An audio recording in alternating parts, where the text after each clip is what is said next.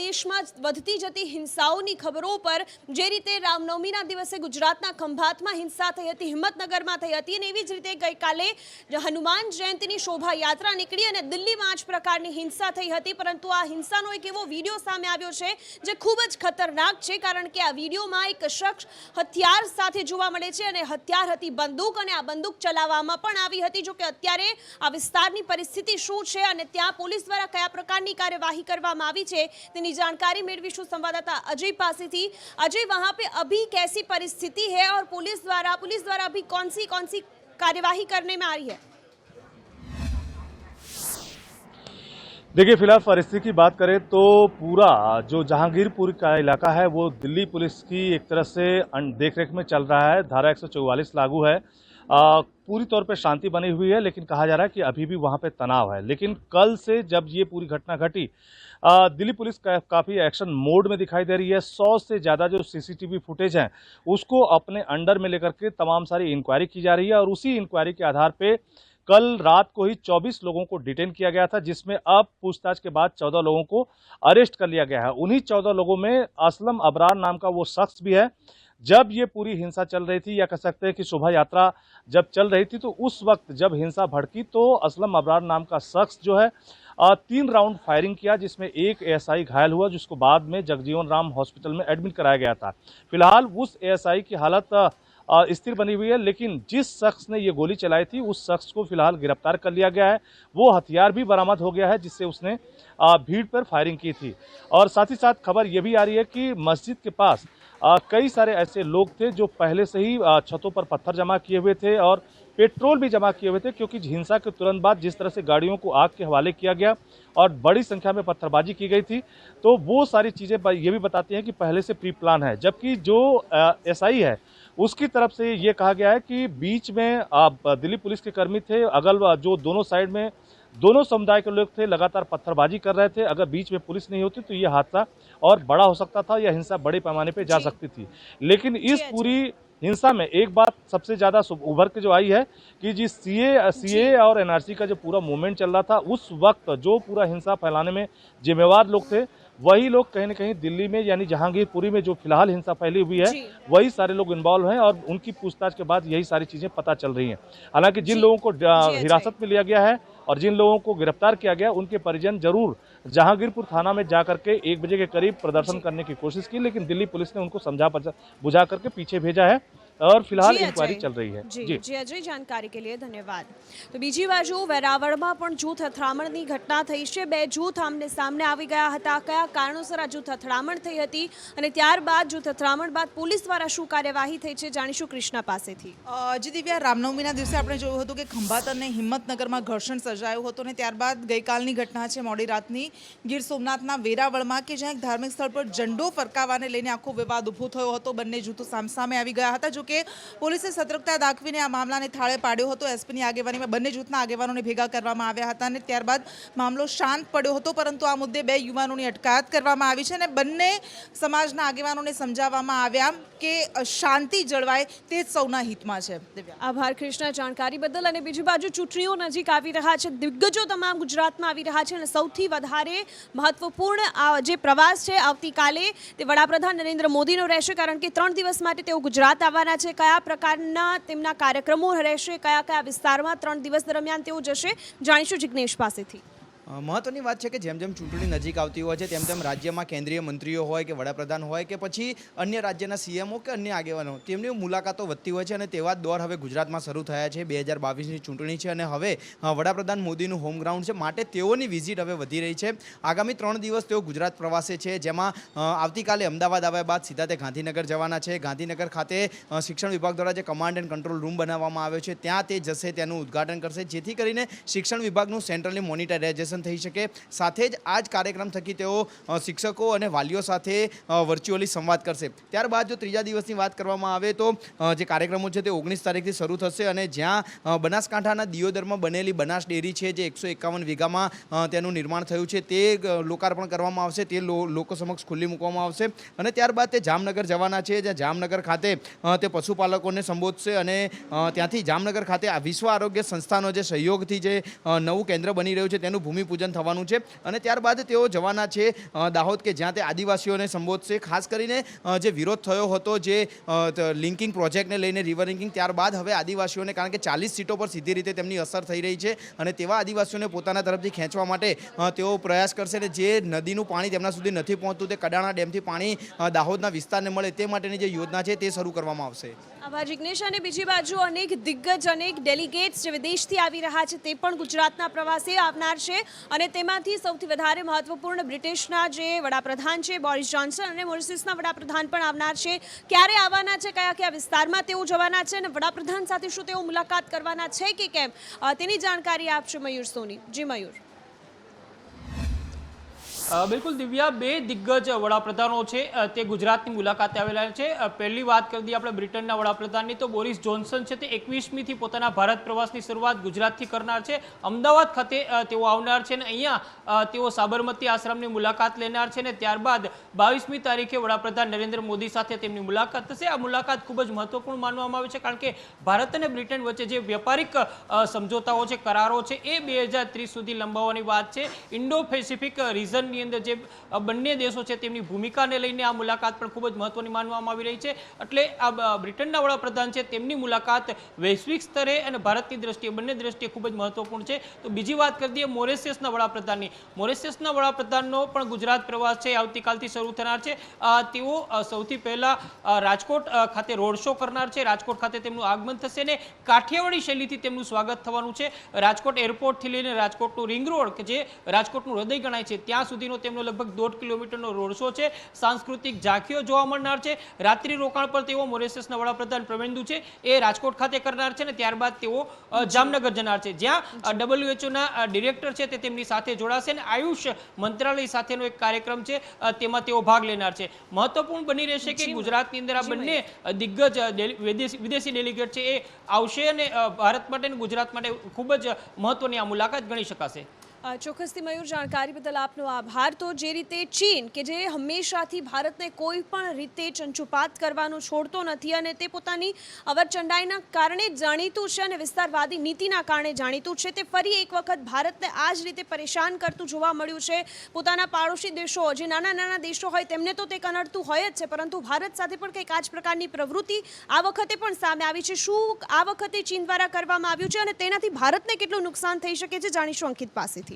બિલકુલ દિવ્યા, આપણે ચીન જે છે એક એવો પાડોશી દેશ છે આપણો કે જે આપણને સતત રંજાડતો રહે છે, સતત હેરાન પરેશાન કરતો રહે છે. પાકિસ્તાન એક તરફ સીઝફાયરનું ઉલ્લંઘન કરીને કે અન્ય કોઈ રીતે કનડગત તે આપણી સાથે કરતું હોય છે. ચીન જે છે તે ભારત દેશની જાસૂસી કરવાના મામલામાં અથવા તો જે સીમાવર્તી વિસ્તારો છે તેના પર કબજો કરવાના મામલામાં સતત ભારતને પરેશાન કરતું રહે છે. ફરી એકવાર આ પ્રકારનો મામલો સામે આવ્યો છે. આમ તો આ મામલો જે છે તે LAC વિસ્તાર, જે ચીનનો LAC વિસ્તાર છે ત્યાંથી સામે આવ્યો છે, પરંતુ એ ભારત માટે એટલા માટે તકલીફવાળો છે કારણ કે તે જે કામ કરી રહ્યું છે તેનાથી ભારતને તકલીફ થઈ શકે છે. લેહના જે કોર્પોરેટર છે તેમના દ્વારા એક ફોટો ટ્વીટ કરવામાં આવ્યો. એ ફોટોમાં એવું બતાવવામાં આવ્યું છે કે LACનો જે વિસ્તાર છે ચીનનો, ત્યાં તેમણે મોબાઈલ ટાવર ઊભા કર્યા છે અને સાથે સાથે કેટલાક ગામો જે બાયબ્રીડ ગામો છે તે 600 થી 654 જેટલા બાયબ્રીડ ગામો છે તે તેમણે વસાવ્યા છે. અને આ ટ્વીટ કર્યા બાદ હવે મામલો વધુ સઘન એટલા માટે થયો છે કારણ કે આ મોબાઈલ ટાવરનો ઉપયોગ આપણે બધા જાણીએ છીએ કે ચીન જે છે તે ભારત સહિત વિશ્વના અનેક એવા દેશો છે કે જેના પર તે જાસૂસી કરે છે. તેવા મામલાઓના આક્ષેપો જે ચીન પર છે તે પહેલેથી થતા આવ્યા છે. તેવામાં આ મોબાઈલ ટાવરો થકી જે ભારતના વિસ્તારો છે ત્યાંની જાસૂસી ચીન વધુ સારી રીતે કરી શકે છે અને કદાચ તેના માટે જે મોબાઈલ ટાવરો જે છે તે ત્યાં બાંધવામાં આવે છે. આ સાથે બાયબ્રીડ જે ગામો ત્યાંના જે સ્થાપવામાં આવે છે ચીન દ્વારા, ત્યાંના જે લોકોને એવા લોકોને ત્યાં રાખવામાં આવે છે કે જે પોતાના પરિવાર સાથે રહે છે, પરંતુ જરૂર પડે તે સીમા વિસ્તારોની એક સૈનિક તરીકે મજબૂતાઈ રીતે ત્યાં તે રહી શકે અને ત્યાં તેને તકલીફ ન આવે તે રીતે ત્યાં રહી શકે તેવી રીતે તેમને રાખવામાં આવે છે. એટલે પરિવારની સાથે તો રહે છે પરંતુ એક સૈનિક તરીકે પણ ત્યાં રહે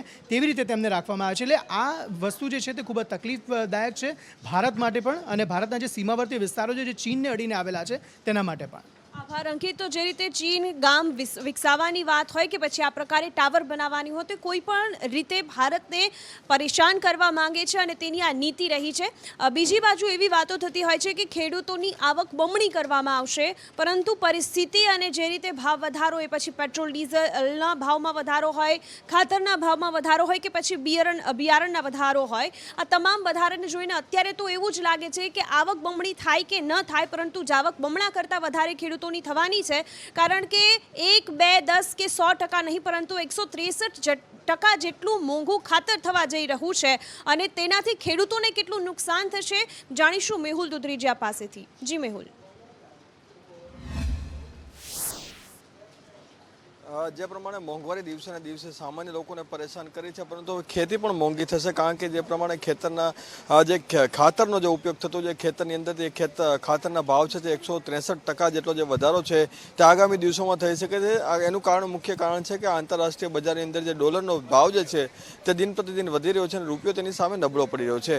આ સાથે જે ખાતરોને જે ઉપયોગ છે તે વધ્યો છે, તેને લઈને પણ જે આ છે મોંઘવારી છે તે વધી શકે છે. ખેતરની અંદર જે સાધનોનો ઉપયોગ થઈ રહ્યો છે તે ખેતરના સાધનોની અંદર પણ જે ભાવ વધારો છે તે જોવા મળી રહ્યો છે. આ સાથે બિયારણના ભાવમાં પણ સતત વધારો જોવા મળી રહ્યો છે અને 30% જેટલો વધારો જે છે તેમાં પણ નોંધાઈ રહ્યો છે. જંતુનાશક દવાની અંદર પણ 30% જેટલો જે વધારો થયો છે, એટલે કે જે ખેતી જે આગામી દિવસોમાં કરવાની થશે તે ખેતી ખૂબ જ મોંઘી થશે અને જે ખેતીની જે પ્રોડક્ટ છે જો મોંઘી થશે તો આગામી દિવસોમાં જે સ્થાનિક લોકો છે જે તેઓને પણ આ જે મોંઘવારીનો સામનો છે તે કરવો પડશે, પરંતુ સૌથી પ્રથમ ખેડૂતોએ આજે મોંઘવારી છે તેનો સામનો કરવો પડી રહ્યો છે. જી આભાર મેહુલ જાણકારી બદલ. અને જે રીતે ખેડૂતોની આવક જે છે તે બમણી થાય કે ન થાય, પરંતુ જ આવક અત્યારે વધી રહી છે અને તેનાથી આપણને સૌ કોઈને અસર થશે, કારણ કે મોંઘવારી પણ વધશે. બીજી બાજુ પરીક્ષાઓની વાત કરીએ. ગુજરાતમાં કોઈ પણ પરીક્ષાઓ લેવાતી હોય, એ સરકારી ભરતી માટે લેવાતી હોય કે પછી શાળા કોલેજોની પરીક્ષાઓ હોય, જો ગેરરીતિ ન થાય તો પરીક્ષાઓ પૂરી નથી થતી. અને આવી જ એક ઘટના ફરી એક વખત સામે આવી છે. આ ઘટનામાં 1, 2 કે 3 નહીં, પરંતુ અનેક વિદ્યાર્થીઓના જવાબ એક સરખા હતા. કઈ પરીક્ષા હતી, કયા યુનિવર્સિટી દ્વારા પરીક્ષા લેવામાં આવી હતી, જાણીશું પ્રતીક પાસેથી. પ્રતીક. દિવ્યા, બિલકુલ સાચી વાત છે. શાળાની પરીક્ષા હોય, કોલેજની પરીક્ષા હોય કે પછી સ્પર્ધાત્મક પરીક્ષા હોય, તમામ પરીક્ષાઓ જે ગુજરાતમાં લેવાય છે તે પરીક્ષાઓ હંમેશા વિવાદમાં રહેતી હોય છે. અને હવે પાટણની હેમચંદ્રાચાર્ય યુનિવર્સિટી પણ વિવાદમાં રહી છે, કારણ કે હેમચંદ્રાચાર્ય યુનિવર્સિટીમાં 2021માં જે BSc સેમ 2ની પરીક્ષા લેવામાં આવી હતી, આ પરીક્ષામાં 1, 2 નહીં પરંતુ 229 જેટલા જે વિદ્યાર્થીઓ છે તેમણે એક સરખા જવાબ લખ્યા છે, જેના ઉપરથી સ્પષ્ટપણે લાગી રહ્યું છે કે આ પરીક્ષામાં કોઈ ગોલમાલ થઈ છે. અને આ જ કારણથી હવે આ તમામ વિદ્યાર્થી સામે કોપી કેસ કરવામાં આવે છે. સાથે જ આ પરીક્ષા કેન્દ્ર ઉપર જે સુપરવાઇઝર હતા તેમને નોટિસ ફાળવવામાં આવી છે, નોટિસ ઇસ્યુ કરવામાં આવી છે. સાથે જ આ સમગ્ર મામલે તપાસ માટેની એક કમિટી પણ નીમવામાં આવી છે. તપાસ સમિતિમાં હરેશ ચૌધરી, પરીક્ષા નિયામક સભ્ય ડૉક્ટર લલિત પટેલ સહિત 5 કોલેજના પ્રિન્સિપાલો હાજર રહ્યા હતા. અને આ તમામ વિદ્યાર્થીઓએ શા માટે એક જ સરખા જવાબ લખ્યા હતા, શું તેમની પાસે અગાઉથી પેપર આવી ગયું હતું, તે તમામ વિષયો ઉપર ચકાસણી હાથ ધરશે. સાથે જ આ તમામ જે વર્ગખંડ છે તેના CCTV ફૂટેજ આગામી 7 દિવસમાં જમા કરવા માટેની પણ નોટિસ ફાળવવામાં આવી છે. આભાર પ્રતીક આ સમગ્ર જાણકારી બદલ. તો જે રીતે આ પેપરમાં ગેરરીતિ થઈ હોવાની આશંકાઓ છે અને આ પ્રકારની જ ગેરરીતિ જ્યારે પરીક્ષાઓમાં થતી હોય છે ત્યારે તેમના માટે અવાજ ઉપાડતા હોય છે યુવરાજસિંહ. અને આ જ યુવરાજસિંહ કે જેઓ એક નવું સંગઠન લઈને આવ્યા છે અને તેમના દ્વારા એવું કહેવામાં આવ્યું છે કે આ સંગઠન દ્વારા તેઓ યુવાનોનો અવાજ મજબૂત બનાવશે. પરંતુ આ સાથે આપને લઈને તેમણે શું કહ્યું છે, શું તેઓ આપમાંથી આપને છોડશે કે પછી આપમાં જોડાયેલા રહેશે, તેમના દ્વારા એક નિવેદન આપવામાં આવ્યું છે. શું કહ્યું જાણીશું આશુતોષ પાસેથી.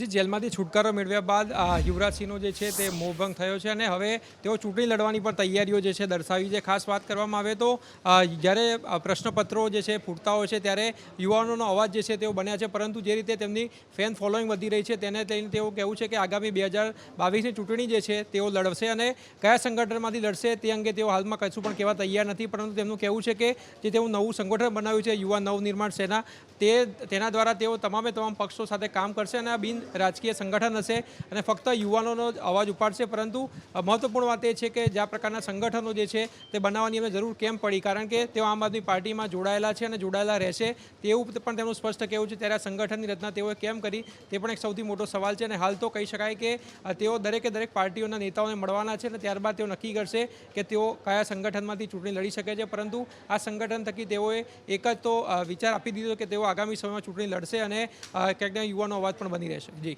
આભાર આશુતોષ. અને બીજી બાજુ ગુજરાતની સૌથી મોટી સમસ્યા રખડતા ઢોરના ત્રાસની સમસ્યા, જેના કારણે અનેક વખત લોકોને અનેક હાનિ પહોંચી છે, અનેક લોકોના જીવ પણ ગયા છે. અને ફરી એક વખત આ જ પ્રકારનો રખડતા ઢોરનો ત્રાસ સામે આવ્યો છે અને મંદિરની બહાર આ પ્રકારનો ત્રાસ જોવા મળ્યો હતો. કયા વિસ્તારની આ ઘટના છે, લોકોને કોઈ નુકસાન પહોંચ્યું છે કે કેમ, તેની જાણકારી આપશે સચિન કડ્યા. જી સચિન. જણાવીશ કે રખડતા ઢોરની સમસ્યા એક વિકટ સમસ્યા બનતી જાય છે.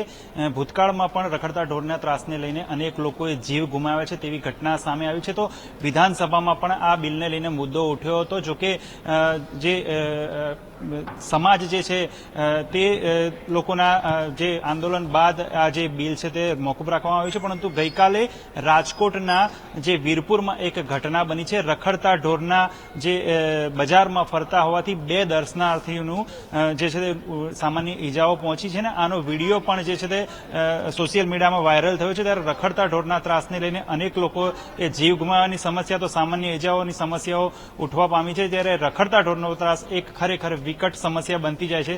તે એક વિકટ સમસ્યા છે. જી દિવ્યા. આભાર સચિન. અને બીજી બાજુ ભગવાન કહેવાતા ડોક્ટરની એક લાપરવાહી સામે આવી છે અને આ ડોક્ટરની લાપરવાહીના કારણે એક દર્દીનું મૃત્યુ નિપજ્યું છે. ક્યાંની ઘટના છે, શું આખો મામલો હતો, જાણીશું જિજ્ઞાસા પાસેથી.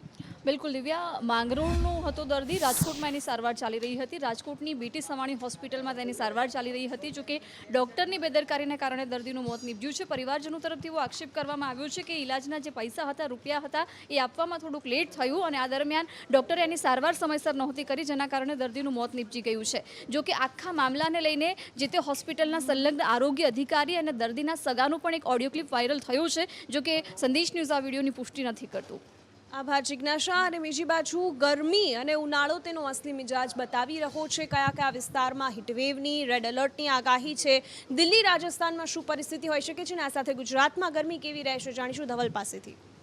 જી, હવામાન વિભાગે અત્યારે જે દિલ્હી, એનસીઆર અને રાજસ્થાનના કેટલાક વિસ્તારોમાં રેડ એલર્ટ આપ્યું છે. આ સાથે જે ઉત્તર પૂર્વના રાજ્યોમાં વરસાદ પડી શકે છે. તો કેરળ અને કર્ણાટકના કેટલાક વિસ્તારોમાં પણ હવામાન વિભાગે વરસાદની આગાહી કરી છે. આ સિવાય ગુજરાતમાં હવે આગામી આવતીકાલથી ગરમી વધશે તેવી હવામાન વિભાગે જાહેરાત કરી છે. આમ જોઈએ તો હવામાન વિભાગે અલગ અલગ રાજ્યોમાં રેડ એલર્ટથી લઈને વરસાદ અને ગુજરાતમાં ગરમી વધવાની આગાહી કરી છે. આભાર ધવલ જાણકારી બદલ. અને હવે જીએસટીને લઈને એક એવા સમાચાર મળ્યા છે કે જીએસટીનો જે સ્લેબ દર છે તેમાં ફેરફાર થઈ શકે છે અને જે મિનિમમ સ્લેબ દર છે 5% તે હવે દૂર થઈને તેનાથી વધી શકે છે.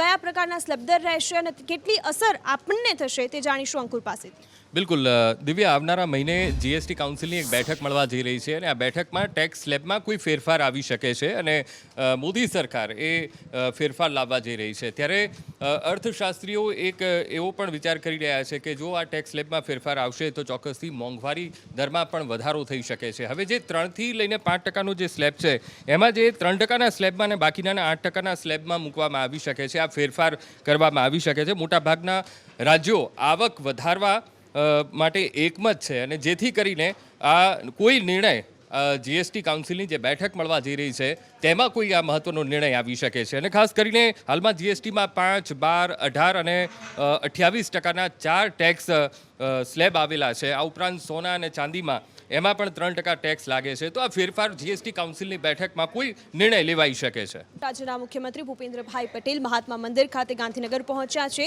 કે જ્યાં વડાપ્રધાન નરેન્દ્ર મોદી આવનાર છે અને આયુષ સમિટમાં ભાગ પણ લેવાના છે અને તેની સમીક્ષા ખાતર અત્યારે મુખ્યમંત્રી ત્યાં પહોંચી ગયા છે. સચિન કડિયા અમારી સાથે જોડાઈ ગયા છે. સચિન, મુખ્યમંત્રી ત્યાં પહોંચ્યા છે, તેમની સાથે કોણ છે અને શું વધુ જાણકારી? જી, ચોક્કસથી દિવ્યા આપને જણાવીશ કે નરેન્દ્ર મોદી ફરી એકવાર ગુજરાતની 3 દિવસની મુલાકાતે છે. 18, 19 ને 20 એટલે આવતીકાલે ગાંધીનગર ખાતે કમાન્ડ એન્ડ કંટ્રોલના એક કાર્યક્રમમાં આવશે અને ત્યારબાદ જે છે તે મહાત્મા મંદિર સમિટમાં હાજરી આપવા આવશે. ત્યારે અહીંની જે સુરક્ષા વ્યવસ્થા અને બંદોબસ્તને લઈને કેવી વ્યવસ્થા ગોઠવાઈ છે તેનો જાયજો લેવા માટે મુખ્યપ્રધાન ભૂપેન્દ્ર પટેલ અહીં મહાત્મા મંદિર આવ્યા છે. તેમની સાથે અગ્ર સચિવ છે મનોજ અગ્રવાલ, તેઓ પણ અહીંયા હાજર છે. ત્યારે અનેક જે લોકો છે તે વ્યવસ્થાને લઈને કેવી અત્યારે હાલ તડામાર તૈયારીઓ ચાલી રહ્યા છે તેનો જાયજો લેવા માટે મુખ્યપ્રધાન ભૂપેન્દ્ર પટેલ મહાત્મા મંદિર ખાતે પહોંચ્યા. આભાર સચિન જાણકારી બદલ. અને સંદેશ ન્યૂઝની મુહિમ ફરી એક વખત રંગ લાવી છે. અંગદાન એ સૌથી મોટું દાન કહેવામાં આવે છે અને આ જ અંગદાનની મુહિમ દ્વારા અન્ય 3 લોકોને પણ જીવનદાન મળ્યું છે. કેટલા લોકોને જીવનદાન મળ્યું છે વધુ જાણકારી આપશે ભાવિની. દિવ્ય વાત કરીએ તો સંદેશ ન્યૂઝ હંમેશા લોકોના પ્રશ્નોને ઉઠાવતું આવ્યું છે અને સાથે જ એક મુહિમ પણ ચાલુ કરી છે અંગદાનને લઈને. અંગદાનની મુહિમમાં અત્યાર સુધી અનેક લોકો જોડાયા છે, જેના થકી અનેક લોકોને નવું જીવનદાન પણ મળ્યું છે, જેમાં અત્યાર સુધીમાં 53મું અંગદાન થયું છે. 53 લોકોને નવું જીવન મળ્યું છે. અને સાથે જ આજની ઘટનાની જો વાત કરીએ તો નિકોલમાં હીરાબેન નામના મહિલા હતા જેમનું બ્રેઇન ડેડ હતું. 59 વર્ષના મહિલા હતા જેમનું બ્રેઇન ડેડ થતાં પરિવાર સાથે હોસ્પિટલના જે તબીબો હતા તેમણે વાત કરીને ત્યારબાદ તેમના 3 અંગો, 2 કિડની અને 1 લીવરનું દાન કરવામાં આવ્યું છે, જેના થકી 3 લોકોને નવું જીવનદાન મળશે. જી આભાર ભાવેની. તો આ સાથે જ હાલ વોર રૂમમાં બસ આટલું, પરંતુ 9:25 કલાકે જોવાનું ન ચૂકશો હિંસાની હકીકત. આખરે સતત વધી રહી હિંસા પાછળ કોણ છે અને આખરે એ હિંસાની હકીકત શું છે, આ સાથે જ 9:45 કલાકે જોવાનું ન ચૂકશો પ્રચંડ સંદેશ વિશેષમાં. આ બંને મહત્વપૂર્ણ રિપોર્ટ આપ જોઈ શકશો. વોર રૂમમાં હાલ બસ આટલું. નમસ્કાર.